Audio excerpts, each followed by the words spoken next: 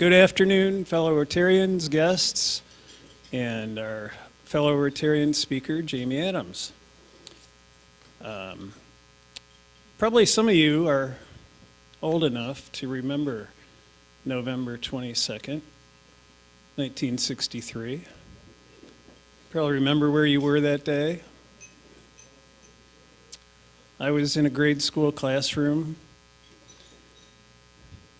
My janitor, Mr. Wozniak, never forget, stuck his head in and said, "The president's been shot." And we were pretty shocked. That just didn't happen in America. And some of you that are a little bit younger probably remember 9/11 a little more vividly. So we remember JFK, World War II vet. And I've got another friend of mine who was also a World War II vet. And he died at 94, 1 year ago today. His name's Joe Ferret, not very famous, lived in Du Bois, Pennsylvania, enlisted, started heading over on a ship, Navy ship in the Pacific. He was going to invade Japan.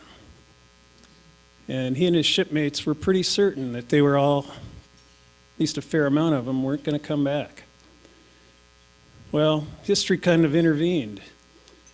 There were a few bombs dropped. We made peace. He still went on to Japan. Landed in Nagasaki, and he was part of the Navy Seabees cleanup crew. Saw some pretty unspeakable things. We've talked about it. Just the horror that he saw. He was there in September. I mean, we dropped the bombs in August, so he was there pretty quickly after. And he was there several months. And like I said, he died last year on this date. He made it back, got married to his wife, Ann. Radiation didn't do too much against him. He had 5 kids. And one of those kids is my wife, Joanne, named after Joe and Ann. So I just wanted to share that I really miss my father-in-law. With that, I would like to invite Katie Ann Zrake and Yuval to come up and deliver another reflection and the pledge. Come on up. Please stand.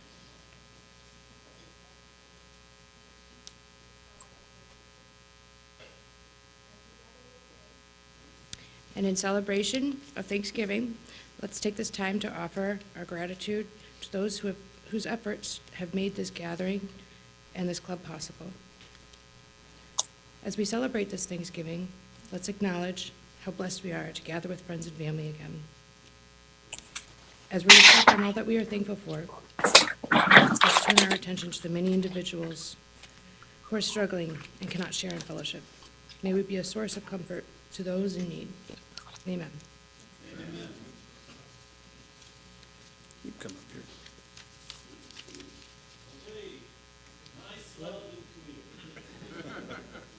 Pledge allegiance to the flag of the United States of America and to the republic for which it stands, one nation, under God, indivisible, with liberty and justice for all.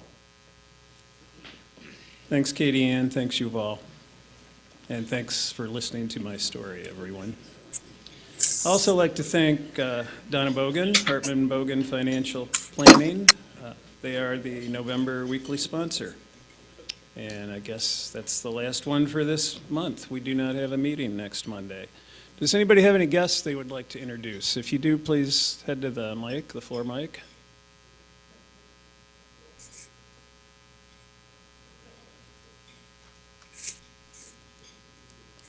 Tim. Good afternoon, everybody. I'd like to introduce my guest, Mr. Tim Gherkin, who is a teacher at St. Francis. He's been there for 36 years and a good friend of Jamie Adams. So, My pleasure. Welcome, Tim. I've always heard about the Rotary and never been down here. I like it. Thanks for coming. I'd like to introduce my friend and swim coach, Melissa Shaner. Melissa also helped the Rotary Club with the water conference a few years ago, so I'm sure many of you remember from that activity. Melissa? Thanks for having me, Chuck. It's good to be back. Welcome, Melissa. Thanks for coming. Well, Chuck, you might as well not sit down because you have a new member that you're going to introduce, so keep on walking.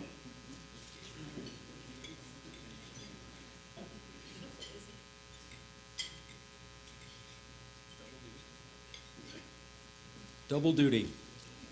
It's my pleasure to introduce my good friend, Jeff Levesque, as a returning member of the Rotary Club. Jeff was previously a member of our club from 1998 to 2010. Jeff is a financial consultant and is the first vice president with Merrill Lynch. He is a past board member of the Big Brothers organization and is currently on the squash committee at the Toledo Club. Most evenings you can find Jeff enjoying a game of squash at the club. Jeff and his partner Melissa, who you just met again, live in the old Orchard neighborhood in Toledo. That's the official stuff, but it doesn't tell you much about Jeff, so I'm going to try and make this a little bit more interesting. Jeff has dual U.S. and Canadian citizenship. He claims that he was born in Calais, Maine, and that's technically correct. His family, however, lived in St. Stephen, New Brunswick. Yeah, that's in Canada, and it's directly across the St. Croix River from Calais. The only hospital in the region is in Calais, and obviously Jeff was born in that hospital, and that ended up with the dual citizenship. I have it in good authority that Calais and St. Stephen, both with a population of about 3,000 people, would be a good setting for a Stephen King novel. I think that means they're interesting towns. Jeff's family in the border region of New Brunswick and Maine is engaged in commercial fishing. This is really a good occupation, as Jeff, when he goes back east to visit his family, likes to start the day with lobster for breakfast. Then he has lobster for lunch, lobster again for dinner, and usually he rounds off the day with a little lobster for a late night snack. According to Jeff, if one adds a few oysters as an appetizer, lobster makes a really good dinner. There's some other really good stories about Jeff's 3 dogs, but I was told I had to keep this short, so we'll save that for a later date. Jeff's pet peeve is people that run stop signs and red lights. Hopefully this is a pet peeve that we all can share. Please join me in welcoming Jeff Levesque back to Toledo Rotary.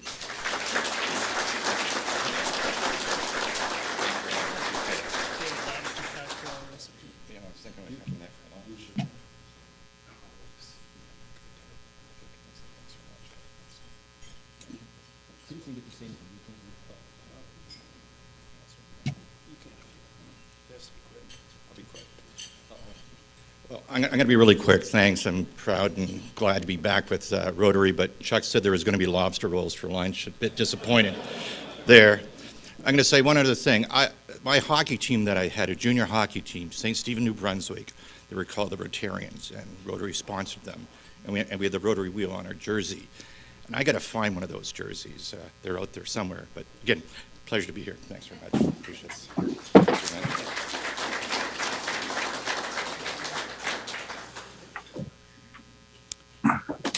Our executive director, look out for the cord. Jackie Bugai is going to introduce another new Rotarian. Mark, wherever you are. I have the pleasure of introducing new member Mark Seeger to the Rotary Club of Toledo. Mark recently started working as Dean of the College of Natural Sciences and Mathematics at the University of Toledo. Previously, he was a program director at the National Science Foundation, and before that, an associate dean and a department head at the University of Minnesota, Duluth. His background is in physics and astronomy, so that means he knows a lot more than I do, personally. Mark has been Rotarian since 2015. He was previously in the Rotary Club of West Springfield. Mark has 2 sons. His oldest is an avid scout, which he enjoys volunteering with for the camping and hiking trips. What rank is he? He's first class. First class, pretty good. His youngest son loves to go swimming, which is perfect because their new house has a swimming pool.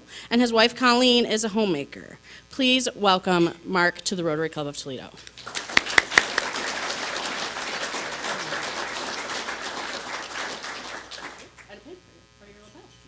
Thank you, Mark.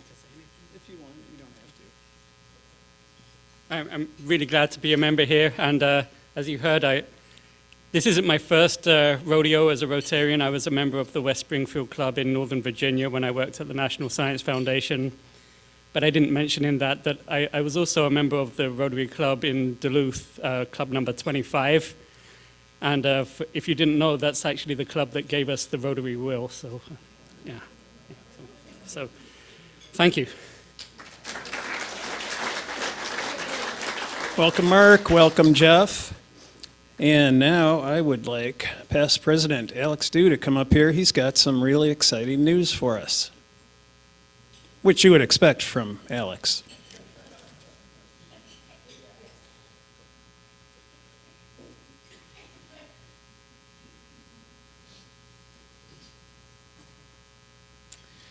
Thanks for setting me up with that one. So, as the chair of the 21-22 nominating committee, other members also include President Bob DiNardo, President-elect Cindy Binkley, First Vice President Travis Tangeman, past President Andy Stewart, and Member-at-Large Kate Fineski. I'd like to announce the nominees for the Board of Directors and First Vice President. All nominees have accepted their nominations, and they are the board nominees Danny Woodcock, Candace Harrison, and Gary Corrigan. And the first vice president, who will succeed Travis Tangeman, is Kevin Mullen. Thank you, committee members and all nominees. Bob? That was exciting, Alex. I have to get something at the table.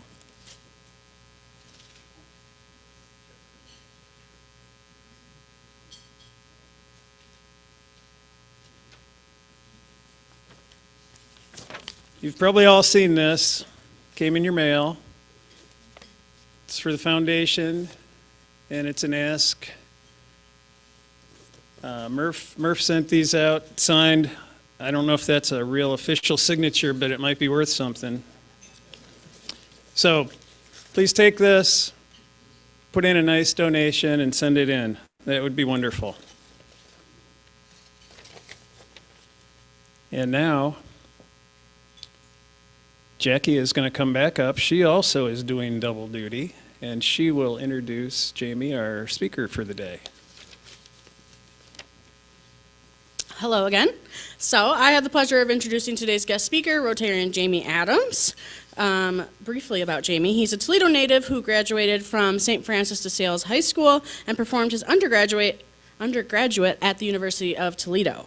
After master's degrees overseas and doctoral work in the Boston area, he worked as a national director for IBM. I'm sorry, guys, I'm tripping over my words today.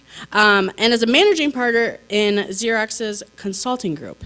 In 2003, he formed PRIME2 Consulting, where he's the managing partner. PRIME2's consultants provide technology support and strategic consulting for businesses ranging from small to mid-size, all the way through Fortune 500 companies.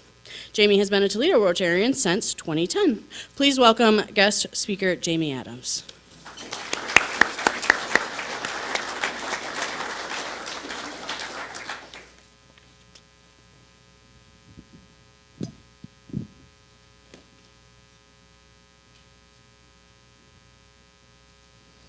I will try to keep this as succinct as possible. I know it's probably depressing because people see a large man walk up here during the holidays and you're thinking, this presentation might be the culinary arts or technology. Unfortunately, it's technology in this case, so it's a body size image thing. So bear with us all and we will go through this together. So the Rotary group reached out to me because there's a cancellation in one of the speakers, and given what's going on in today's culture with cyber threats and those things, they thought it'd be apropos to share some information with you folks. So by all means, this is not going to be a how can I say this, a full in-depth study. It's to give you folks an executive overview as to what's occurring, as well as in your personal and your professional careers, what you might want to do to basically alleviate some of these cyber attacks and risks. So go on to the first slide. So it's going to seem very strange, but the first thing that you need to determine for yourself is how significant is the information and the systems that you keep for yourself. Now you might say, sure, this is important, but I would argue with you that a lot of the time that my group spends talking to professionals is convincing them how important their systems are. So, side note here, if you look at the very top of the slide, it says, your data are critical. Shout out to my St. Francis education. Somebody tried to call me out for using bad verb tense. No, data is plural, so can't get away from that 4 years of Latin education, so that's why that's there. So, as we've all seen that all of us walk around with all these devices, this is a computer. Think about your life right now if you don't have access to your technology and your information. I was traveling this entire weekend. You cannot get on an airplane unless you can book your flight. You can't even go to a restaurant right now without getting a menu on this. I'm not saying I enjoy it. It's a fact of life. We have to do it. So you have to ask yourself, if my information is compromised or if my system is not available, how long can I go without that? So some of you might say, oh, it's inconvenient for 24 hours, 2 weeks, a month. What we've seen is that in the library system, not to disparage those folks, they went a couple weeks. And so did it affect many of us? Not really. But think about this. There is an underserved part of our population that uses the library for their internet access. They had no access to that. So regardless of the fact that we couldn't check in or check out a book, some of the other ancillary services, inconvenience for us. But for some people, that stopped them from having, taking classes and being very functional. So those are things that you want to consider.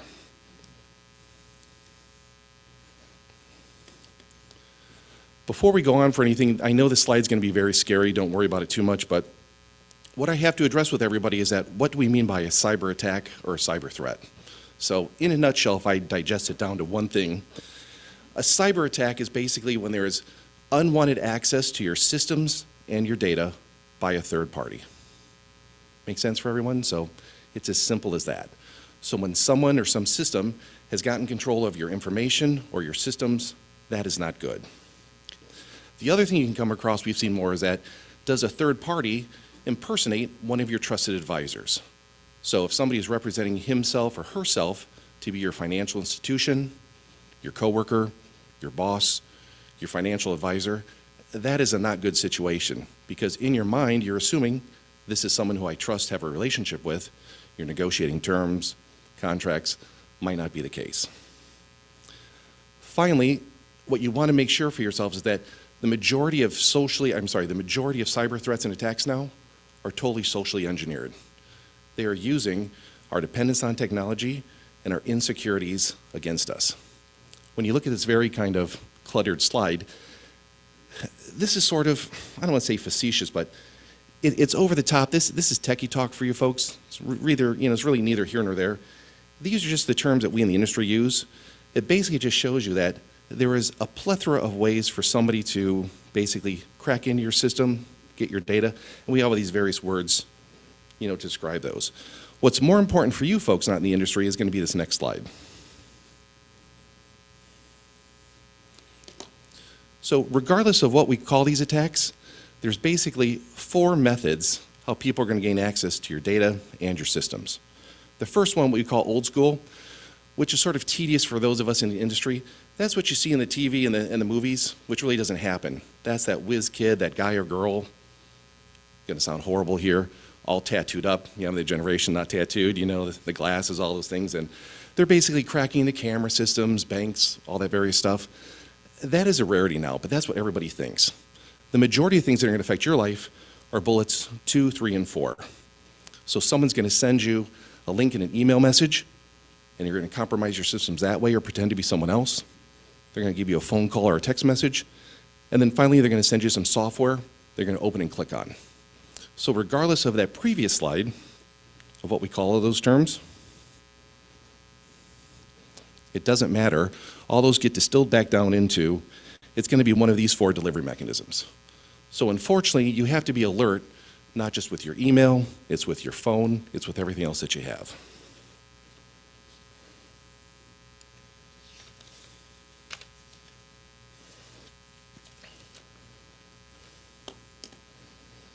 So a question now is that, and we saw at the library, is that why are these cyber attacks and threats on the rise? Well, I assure you they're not necessarily on the rise. We're just more aware of them now, or at least the common populace is more aware of these than what they have been in the past. The main thing, though, and not to disparage cyber currency, is that now the bad actors, so to say, have found a way to monetize this. So everything comes down to money. Before, it used to be, and I started my career, not proud of this stuff, at University of Toledo, doing some things I wasn't supposed to do and spent some time working for the government to make up for those past things. But wasn't anything super illegal, but it's just something I'm not really proud of, but got me into the industry. But I've been thrown out of a lot of nice institutions across the world, so it's very good. But what's significant is that in the day, we would log on to systems just to see if we could do it. It was bragging rights, okay? Now that's changed. Now, besides becoming malicious, now they're trying to basically stop you from getting your data, to stop electricity from happening, to stop power plants from running, all these things which are bad and nefarious. And that's primarily occurred because they found a way to monetize it. That means now, before, you couldn't threaten somebody. There wasn't cyber currency. Now you can threaten someone and get payment for those services. Or, with our current political, I should say, heated spectrum across the world, you can also leverage technology to change elections. And I'm not saying faking votes and things, but you can steal social media accounts and reflect things. You can have one nation fighting against other nations. So our wars moving forward are going to be more cyber-based than military-based, in my opinion. So one of those method attacks is what we talked about is called ransomware. And that's what people heard about, especially at the library. They had ransomware. So what is ransomware? That simply means that the bad agent has gained access to your system, and they have encrypted the data so you don't have access to that. Thereby meaning you can't get to your systems, nothing works. And you might say, well, what's the significance of that? Well, besides you not getting access to your system, what people don't realize is that the main threat isn't the ransomware. The hackers have been in your system, on average, for 40 to 60 days prior to enacting the ransomware. And you might say, well, why? They don't care about the $200,000 of the ransomware. That's icing on the cake. They care about looking for the data which you have to use that in the future. Let's say I'm a financial services institution. I've got 30 days to cull through Social Security records, bank accounts, all those other key information. It just so happens at the end, they basically encrypt your data to punish you. They also do that because forensic analysis done by people like myself makes that very impossible to look at that after it happens. So it's really in the old cowboy movies, they take the branches and sweep behind them. That's all they're doing with the ransomware. But they've also found out is that, how can I say this? I don't have kids, but pictures are very important for people. So somebody says my data's not important, tell a grandmother or grandfather or a mother that she won't have access to her child's photos. They'll spend $1,000 to get those photos back. So even if you don't have financial data, your data is important, and they basically will leverage that against you. And so here you see, some of these stats is that people will pay this. What you don't hear on the news, and they won't say it, who gets paid what? I assure you a lot more of these ransom cases get paid. So just something to be aware of.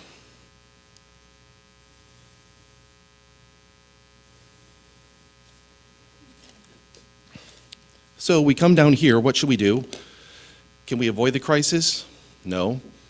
Can we find solace in our favorite bottle of wine or alcohol? Yes, but it doesn't solve the problem. And speaking of that, a little side note, up until a couple weeks ago, we used to have these meetings on the third floor. Well, my wine locker is on the third floor, and it seems suspect that now we moved up here where I'm further away from my wine locker. So I don't think that decision passed the four-way test, but I'll talk to people later about my need to have access to that. So we can avoid the crisis, or we can take a strategic approach, and that's what we should do. So like anything else in life, we have to talk about mitigating our risk. And basically, there are three areas we need to mitigate. We have the people, which are ourselves, the processes we follow, and the technology. If we look at each one of those systematically, we can come up with a game plan to mitigate those risks and basically make our lives easier. If anyone in my industry tells you that you can remove that risk, it's a lie.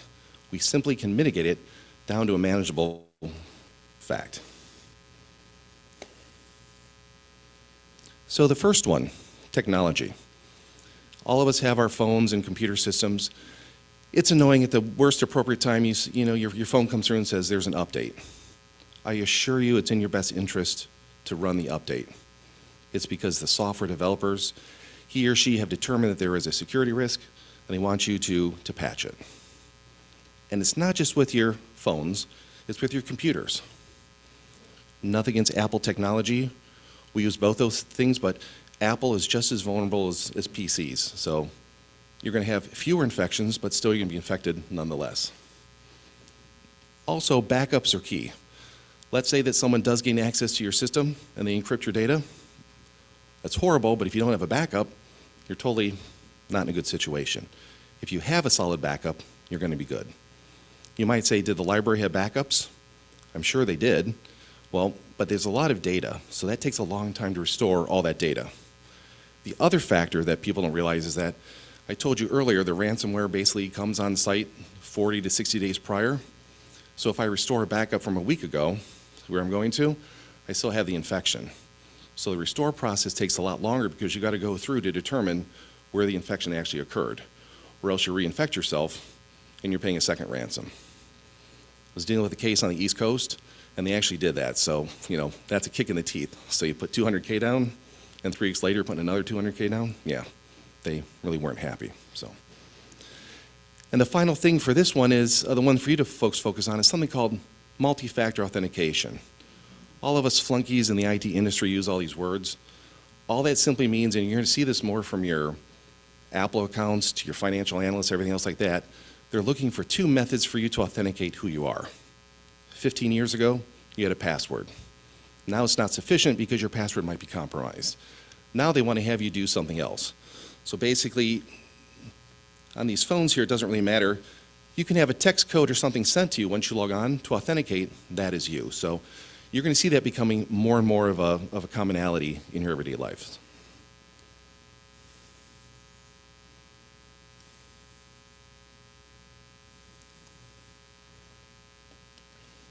The next one is process, and this one is key and critical. So once you secure your systems, which is the actual hardware components, now you need to talk about what can you do in your everyday life, business or professional, to change your method of attack of dealing with data. The first one is place security before ease. I have a nightmare when I'm at the hotel or at an airport and I see somebody ecstatically, says, oh geez, free Wi-Fi. The worst thing you could possibly do is use free Wi-Fi because you don't know who's providing that Wi-Fi. 10 years ago, we would have these security summits. The folks on my team would set up Wi-Fi as a ruse Wi-Fi in the Hilton Hotel. People for security conferences would log onto our Wi-Fi and we'd collect their data and show it to them because they're just like, oh, it's Wi-Fi. So you just never know. Not to disparage anyone, everyone should have enough money to afford the Verizon or whomever data plan. It's $10 a month. If you can't, call me. I'll give you the $10 a month. It's going to be a lot cheaper than using the Starbucks Wi-Fi. Now you can use other software and technology called VPNs that alleviates that, but in the most part, just know that nothing is for free. You don't necessarily know who that Wi-Fi is being provided from. And what's the risk? They then have access to your systems. Number 2, plan to fail. Inevitably, you will have some type of infection. Could be small, could be large, but you need to plan for that. My horrible sexist comment, I have no idea why this is the case. The female CEOs that we deal with understand this. The arrogant, hubris male CEOs, well, it's not going to happen to me. It's amazing. So it's crazy. So I assure you, something will happen. And if something does happen, it's better to be prepared. The analogy is, and I'm sorry for everybody, well, in the old days, not to disparage the new cars, you used to carry a spare tire with you because you're going to assume you might have a blowout. Nowadays, they do that. They don't, I'm the guy who still looks for a car with a tire in it, but that's a whole other issue. But you can't find them. But that's what you want to plan for. You want to plan for the worst to happen, and then you accommodate and manage the risk. The final thing is you always want to validate before you act. Now, a lot of you I know, a lot of you have only met me right now, but if I were to walk up to you and ask any of you, hey, Jamie Adams, nice guy, can I have your 4-digit PIN and your account information? You would say, hell no. But I've seen some people get a text message asking for that from a stranger, and they give it to them. And I'm like, it's amazing. So what we see in the industry, as the ask goes up, so should your restraint to respond. So if you have an associate, your boss, you're the accountant, says, oh, by the way, please wire $25,000 to this account. If he or she's never asked for that, I'd encourage you not to do that. But you might say, oh, who would do that? It happened quite frequently during COVID because people were working remotely, and by social engineering, the executive had posted he or she was traveling. The social engineer had said, oh, this is the perfect time, sent to the CFO, have the funds do those things, and it went through. And tied to the fact that people are working from home, screaming kids, a barking dog, people trying to multitask, and they send it off. So that's what happens. And these are intelligent people, so don't criticize any of the things because you don't know the full situation. So in my industry, sometimes the techies say, who would make that up? Who would make that bad choice? You never know. The underlying factors, it's perfect at the right time to people send gift cards or something else. Just know for yourself, if you get a very strange request that's out of the norm, take the time, which is like 30 seconds, to say, why is this different from in the past? And I don't want to get anybody fired, but if your CEO or CFO gets upset that you didn't act, they're going to be less upset for you to say, listen, I wanted to hear from you in person as opposed to sending this off. It's going to be a lot cheaper than you sending a $50,000 wire.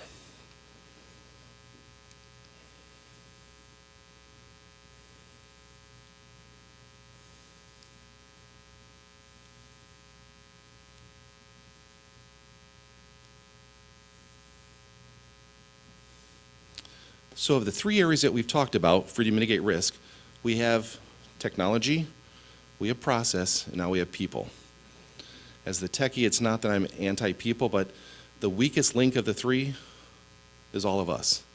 So just like when an airplane crashes, the majority of the time it's pilot fault. I'm not picking on any pilots here, but typically everything else is well protected. They will come down and the socially engineered hackers will use our fears and our concerns against us to basically get access into your systems. So industries that are highly regulated, financial services and healthcare, have to do things that are called mandatory, you see here, security awareness training. That is a requirement. And that is basically education, some flunky like me going in front of them or giving presentations and saying, this is what you want to do for passwords, here's how you secure data, doing all those things. That is of utmost importance. The more information you give to somebody, the better off you're going to be. Okay?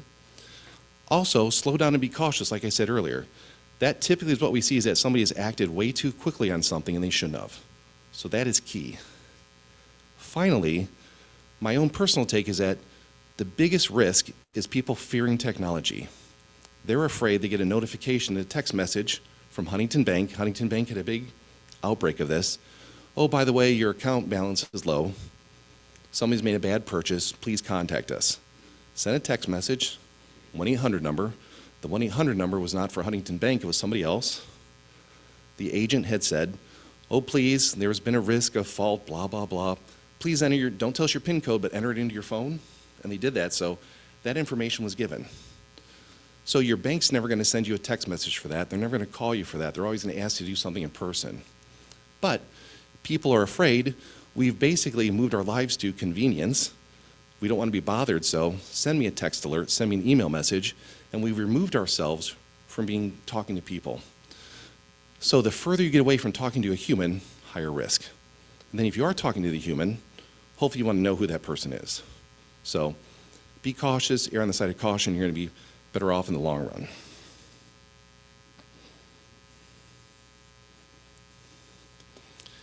And then one of the final topics is that, more or less from a business perspective, it is essential for anyone in a business now to leverage your current IT staff and the vendors that you use. In a nutshell, everybody in our industry is socially awkward and weird.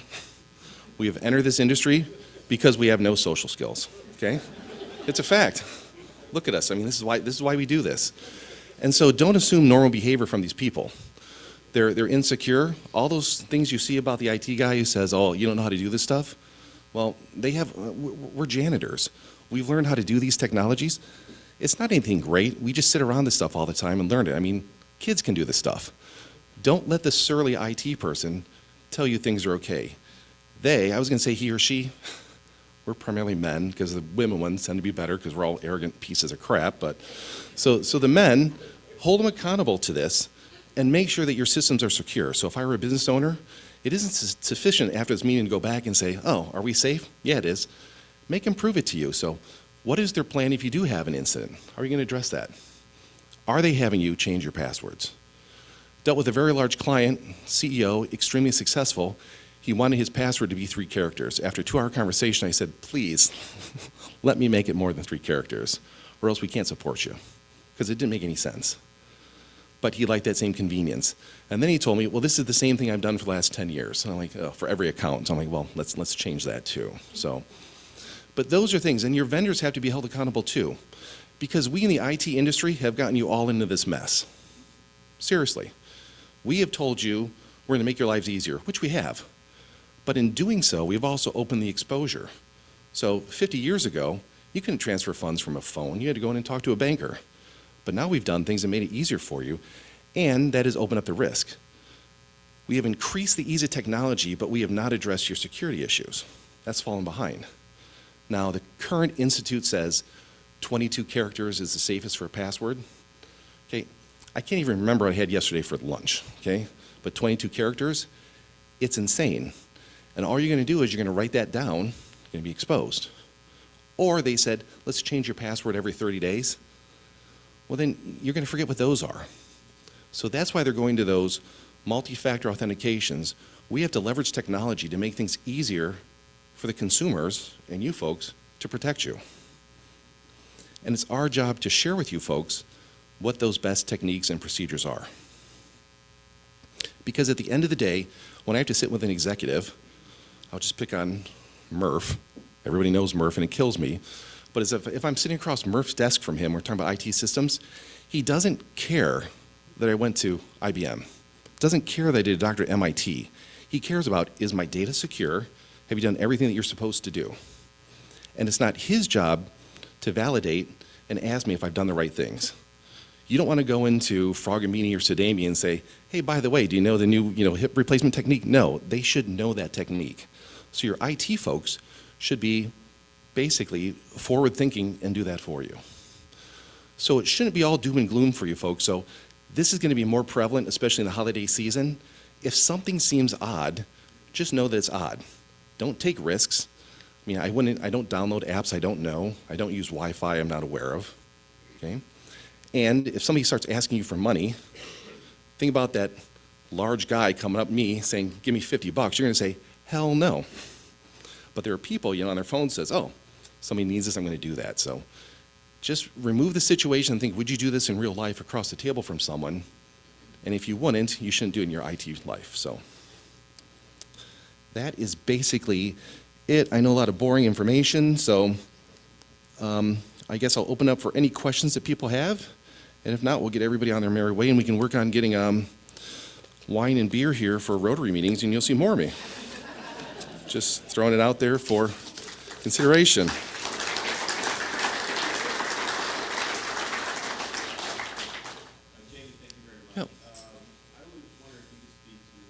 Cloud computing, cloud services, and those types of, I think people see online portals as being their security measure, and if you could speak to that. Good question. So everybody's heard more of those cloud technologies, and all that basically means is that the technology that you're using at your homes and your offices are now been pushed up to the internet, to this cloud, so you have access to that from anywhere.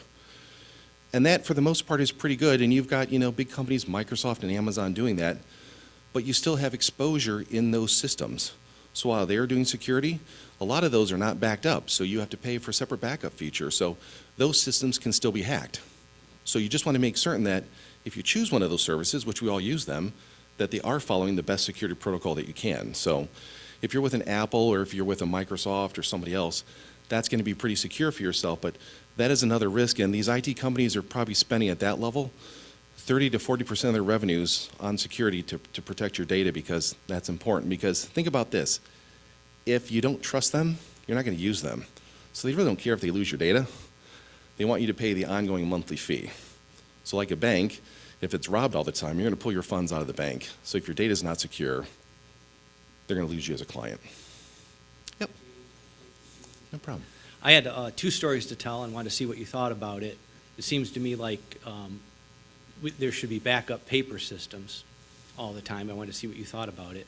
One story was a few years ago. My mother-in-law was at the hospital. She'd gone to the emergency room, so I went to find her. The computer at the hospital was down, so literally they couldn't tell me where she was. She'd been moved to another floor. And I was like shocked. I'm like, you don't keep a paper record? They're like, no, we've all been computerized now. And then another time I took my dad to the doctor, a few years ago as well, and the nurse came out in the reception area and said, oh, everybody's got to go home, our computers are down. And we knew the doctor, so I convinced we could still stay, and they had handwrite note it, but they weren't very happy about it. They literally sent everybody home because their computers were down. So, and I don't know why they were down, but it seems like to have paper backup would be, I want to see what you think about that. That is a very good question. So paper backups and things like that were still very prevalent about 10, 12 years ago, but the volume of information as such is not really manageable. And so things have moved on past that, whether you believe that or not. I have a brother who's a physicist, college professor, who, if he can't spend it with cash, he won't do it. I mean, if he could trade chickens and use gold bullion, I think he'd be at that level, and he's an educated person, but he just doesn't like the digital realm, so there's a little bit of tension in the family. I'll leave it at that, so. Thanksgiving's enjoyable because he's a physicist. I did things advanced in chemistry, so immediately he always thinks that he's smarter than I am, which he is, but it's a whole nother issue. But he still has to call me when his crap isn't working, I'll tell you that. So, but regardless, is that what people are doing, and that's a very good question, is that they're working to make the systems more reliable. And so redundancy of those systems, because as we're dependent on those, we need access to that. And so there are systems upon systems upon systems, so if one fails, you go over to the next one. Because as we're more dependent on this, and I'm not saying I'm a fan of it, we need access to that because everything comes to a standstill. When COVID hit, industries like myself, it's going to sound horrible, we're busier than we've ever been because we're getting people to work from home and the office. But if you did it correctly, which some didn't, you have to secure that as well, because if somebody's working at home, they can't just use their home equipment and be secure. So it is a good point that, you know, there are some things of where those records, they do things that are called cold storage. So if something's essential, it's still saved digitally, but it's taken off the internet, so it can't be accessed. So it's kind of like that old Iron Mountain that people used to save their papers at. So they do things like that with technology of back it up and don't give people access to it, and then it's live if you need it. And Murph is going to fire me now because I support his IT systems. And He's my IT guy, can you believe it? it's a bad decision over some scotch, Murph, I know. I wanted to take you up on the $10 a month, and doesn't surprise me, Murph, so. And I need it at the first of the month, and I have 10 phones. Okay. Not an issue, Murph. I'll put you on the installment plan. We'll just Venmo you. Oh, are you sure? Hi, Jamie. Thanks for that. Can you talk about the benefits or disadvantages of cyber insurance and how many people here actually carry that for their businesses? It's a very good point. So, a lot of the insurance companies in the last 5 or 6 years have started to offer this because there are more and more of these exposures to cyber threats and cyber attacks. Certain industries, financial services, credit unions, healthcare, are required to carry that. Now, it's depending on how significant your data is, okay, that might be prevalent, not prevalent, that might be very important for you. In a nutshell, most businesses are starting to carry that because it just gives that added level of security. That is part of your failover plan. So God forbid if something happens, you pay the premium and you're covered. However, we have come across some clients who have it and they think it's their kind of their safety net. It's not, rightfully so. And you know, insurance companies are large and very profitable because they know how to minimize their risk. So they'll give you the cyber insurance, but if you've negated to do one of these 4 things of not have passwords, not secure your systems, you're then not eligible for that. So it's an incredible tool to have, but it doesn't mean like, oh, we've got the cyber insurance, doesn't help us, because 2 things it doesn't help you with is reputational risk. So you've been exposed, yeah, it'll give you some money back, but your clients and the people who have access to your data will not be happy. And secondly, as you saw with the library, my team wasn't involved, but no matter how good the people are, I mean, it can take 2 or 3 weeks to restore that. So even if there is no expense to you, this isn't the flip of a switch. Sometimes you're talking multiple days and weeks just to get you back to where you were before the incident happened. So, but very good question. That, I mean, it's something that, you know, for the cost of a couple $1,000s, most of the business entities that we deal with are going down the cyber insurance route. All righty, we have a question from our Zoom audience. Richard Arnos, he says, "Hi, Jamie, nice presentation." And he asked a couple of questions. Essentially, he's asking for you to comment on the safety of private information of PII unencrypted in text messages, in emails, and which one is safer? Oh. Well, Mr. Arnos is putting me on the spot here. No, excellent question. So as we talk about sharing this information even up into the cloud, so we store things up in the cloud, some are encrypted cloud storage and some are not. So just because you have something stored up in the cloud doesn't mean that it's protected from other people seeing it. There could be somebody at Microsoft or Amazon that can. So your iCloud, these other services, I know it's a lot. You want to look into that. So I personally do not keep information up in the cloud, which is important to me, which is what I call protected data. And we're only concerned with what we call protected information. So you got the picture of the cat or whatever else. Doesn't really matter unless you're very protective of your cat. You know, some people might be, but you know, if it's financial records and that information, that is very important. You want to be very selective. What Mr. Arnos brought up is that text messaging in and of itself is not secure. That can be intercepted as well too. So some of the multi-factor authentications or just a text message, that can be picked up by third parties.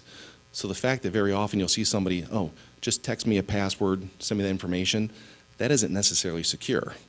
So we as technologists have to get back to the folks, all of you, and do a better job to encrypt this information. We're talking about countries like Israel. They do a very good job where people use things like WhatsApp app and other things which are all encrypted and protect people. The downside is the government agency and law enforcement can't see that.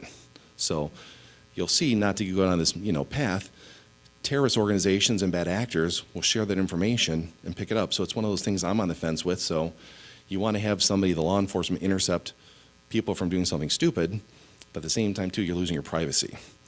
And so like, who has access to what? And that's a whole philosophical conversation, but that is a very good question, that all these other tools that we think are secure are not. And so the technologists in the next 2 years or so, you're going to see these things mandatory, from government regulation, changing things to be secure data. But be very cautious. That was a very good point. We'll just focus on text messaging for right now. SMS, that is not a secure format. So, very often people are sending very sensitive information. You want to be very protected with that. Yep. I want to mention something that I tell everyone. When you receive an email, you may see something familiar, like Huntington. Sure. Before we had something. Always look what's after. Right. Because if it's Huntington, it would be X-Huntington. Right. Yep. And a quick aside there, so in the industry, the hackers use something that's called spoofing, where we look at our phones primarily and it says, oh, Steve Miller sent me this. Well, if I look at the actual email address, they've changed the display name to say Steve Miller, but it's really something else. And so we look at it quickly, we do a response to it, and so they might have you click on a link or download something and then you get your machine infected. So you really want to take the time and look at it. And when in doubt, whenever you have to click on something or open up a document, you want to be very safe and sensitive to that. And it's horrible now because now all of us, you'll be sent a PDF document because we don't have paper anymore, to Mr. Sharker's point, and it's like, oh, fill this out. Well, that could even be corrupted. You don't know. So antivirus is key. So it really ties back in the business realm to have your IT staff doing their due diligence to be scanning your email and your systems to protect you, because we've gone down this convenience route, but it gives you multiple exposure points. And email is the big one right now where people are doing that. spoofing to be someone else, even internally in the organization for those wire transfers. Hi, Jamie. Great presentation. I just want to know, the last time we played golf, I ended up paying Ken Coleman. Did Dave ever pay you for? That is a very good question. I'm still bitter about that because I mean, it's only $12, but still, he should at least be paying you. You know, Alex, I had more fun with you, but Murph spanked us all. Murph shot the round of his life, and I mean, I'm still licking my wounds over that. No one, surprise. so, No yeah. surprise there. The 1%ers get rich. That's all I know. Thanks, Murph. And you want $10 from me a month. That's nice. Just real quick. So identity theft programs. I mean, do they really bring any value with a lot of this? I mean, I know we're talking about corporate security and things like this, but are identity theft programs worth the money that you spend on them? It gives some people peace of mind. What it does is give you an alert if somebody is accessing your information. But at that part is kind of too late. I mean, you'd be surprised that there are things that, the site is have I been owned, but the hackers call it pwned. I mean, it's just one of those, hacker terms. But you can put your name in there and see what information of yours has been compromised, email and things like that. But everybody's had some exposure. For the most part, if you practice safe protocols, I'm surprised at people that have like a credit card that has been compromised and they still want to use the credit card. Now, banks won't let you do that anymore, but it's amazing. So the biggest thing that if you do come across something and click on a link is to change passwords. Not to be an ageist, but for people that are maybe not comfortable with technology, the identity theft is probably better because it gives them peace of mind. But sometimes those really aren't the people who are getting into trouble. You would not believe it's the people, the 30s and 40-year-olds who are doing something rather quickly, clicking on something, who are the tech-sensitive ones who are making bad decisions.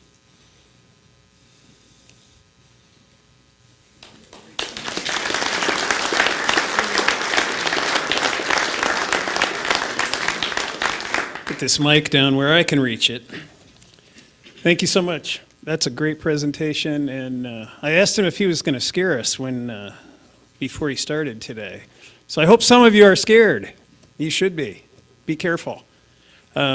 Jamie, I'd like to, as an appreciation, give you a book, Historical Tales of Toledo by past President Clint Mock, and we'll also be making a donation to Polio Plus in your name. So thanks again.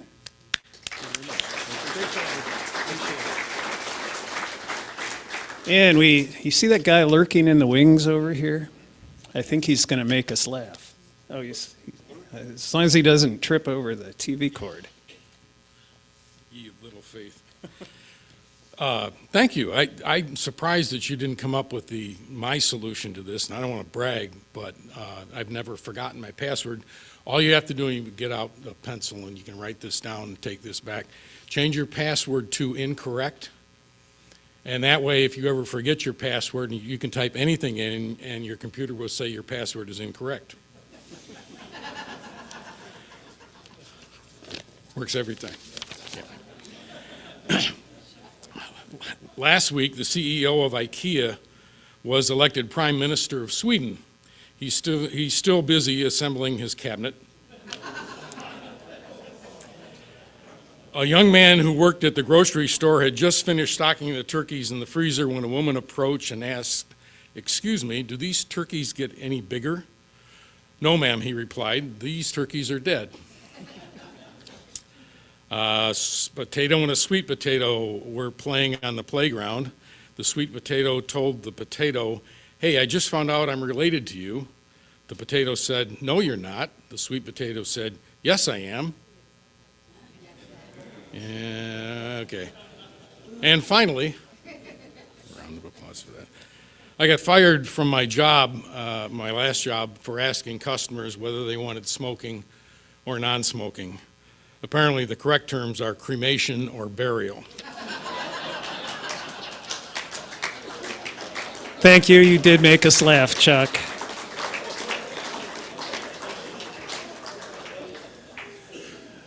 All right, great program in honor of Thanksgiving. Next week, we do not have a meeting here. The following Monday, we'll be here, December 6th. That will be Foundation Day. Don't forget that also that Friday is our holiday party at Toledo Country Club, so look it up in the Spoke. Welcome guests, Tim and Melissa, and new members, Jeff and Mark. and we are adjourned.